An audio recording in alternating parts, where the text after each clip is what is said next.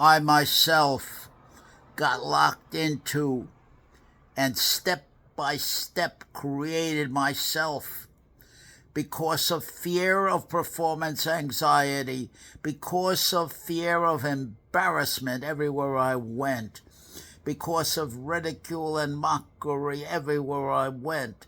I'm only 5'2.5", and I'm going back to the 50s and 60s, of course. I'm only 5'2.5". I come from the Bronx. I'm going back to a different time and a different place, but the nature of bullying, that doesn't change. And I'm lamenting that because I felt so bad about my appearance, because I was always humiliated and mocked and embarrassed and called names and bullied for my height, bullied for my appearance.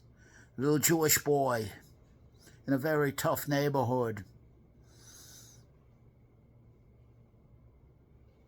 And I was never accepted by any of the girls, never accepted at all. And my whole effort was to try to get some kind of attention and some kind of acceptance for myself, and I never was. I couldn't get it. And so what did I do? I identified with the bullies, the neighborhood tough guys, and wanted to be like them and try to emulate them. And then, of course, I made the biggest mistake of all. I wore talisman clothes that I thought would magically endow me with secret powers. I set up one hero figure. I swung from one hero figure to another hero figure. I put different hero figures on the back of my shirt and looked backwards at them for help. I made gods out of them. I gave them so much power. I was a perfect patsy for a dictator. Perfect patsy.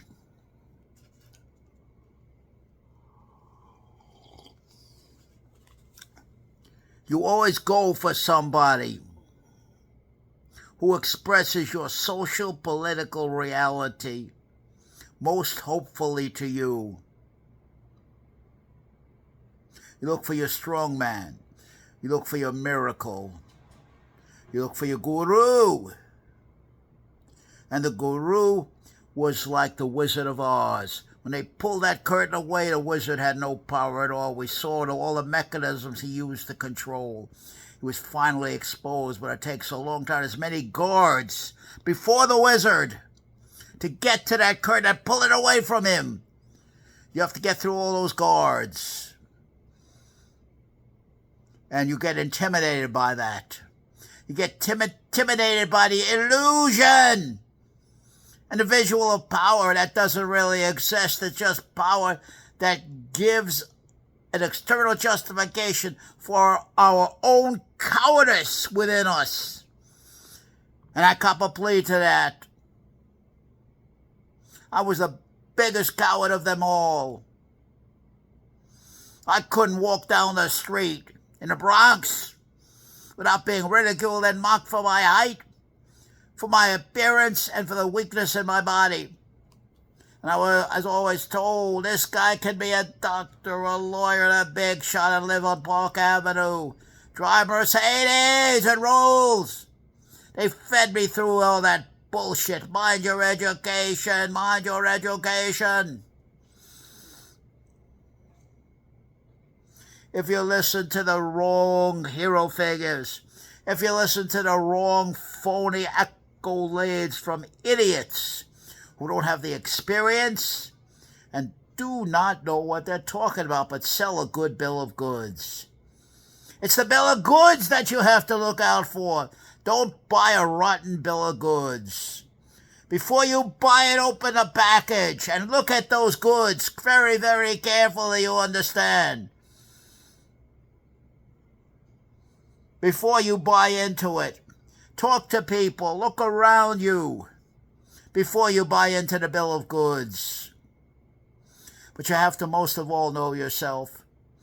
I have a reality I have to live with. I'm 80 years old right now. I can't bring the past back and do what I wish I could have done, what I should have done in the past. I can't bring it back. I am crippled. I can't raise my arms above my head. You understand? I'm constantly sitting in a constant presence of discomfort. That's right. That's right. And you have to understand the man you're putting forward. To me, that's the most important thing of all. You must know who you are under situation of social extremity, the man you are, who you want to represent, how you want to represent that man, and that's all you can do. But you do have to know when to cry uncle. And when to say, I'm not the man for this situation. I don't have enough knowledge. I don't have enough experience to know where your strength is. Where is your strength? Where everybody has strength. Everybody has power. Where is it? Where is it located?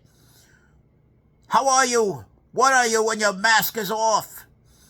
When you're standing in front of that damn mirror naked and looking at yourself from every angle, who are you then? What are you then?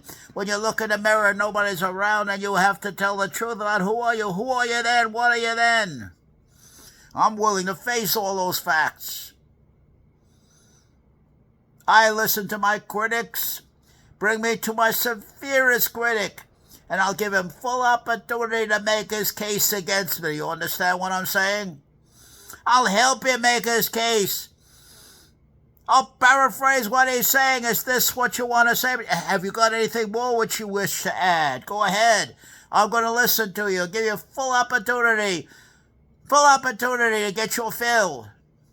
But then I'm expecting that I'm going to be listened to us and given respect. If I don't get it at that point, I'm going to take it. It's not a question of fairness. It's not a question of justice. Not a question of any of that. It's just a question of a single man like me with no backup, no entourages. I want the right to say what I want to say, when I want to say it, or who I want to say it, the place I want to say it. I demand that right. I'll represent myself in any situation. No fear, no doubt. And it's in this arena that I again reiterate, hypnosis, self-hypnosis, if you are a good subject, will be a tremendous adjunct in this attempt. Remember, it's not about, for me, winning friends, influencing people, being liked, attracting women, not attracting them, getting attention, not getting attention. I don't give a damn about any of that anymore. That passed me by many, many years ago. It's blood under the bridge right now. That's all. It's blood under the bridge. This makes me most effective because I'm not bothered by that. I'm not here to win any arguments. I'm not here to set an agenda. I'm not here to do anything. Just to speak my mind. Just to speak my mind in the now, and that's sufficient for me. But you got to know when to cry uncle. You got to be able to say, in this situation, against this opponent, in this situation, in this arena with its protocols, public arena we're talking about. Am I the right man to represent myself? Is this the right, or get the hell out of there? Then I do not like accolades. If I do stand up, if I do singing, I'm not standing up on the stage for your accolades. I don't give a damn about it. I do what I have to do and I'm gone. Simple as that. I'm not worried about accolades. I'm not worried about comparisons. I'm just competing with myself at this time, at this place, and now. Let tomorrow take care of itself. Take care of the details. The big things will take care of themselves. They'll work themselves out in any way they can. I have no control over that. But I do have control over the man you see right here, of the way I present myself in the now, of the courage and fortitude I have, and how I'm resigned, seriously, profoundly, in the moment, to be the best representative of myself as I can right here and now. Tomorrow, go to hell. Tomorrow, go to hell. However it works itself out, good, bad, or indifferent, that's none of my business. But I will be who I am. I will speak my word. I will represent myself with the resolve, the honesty, and directness.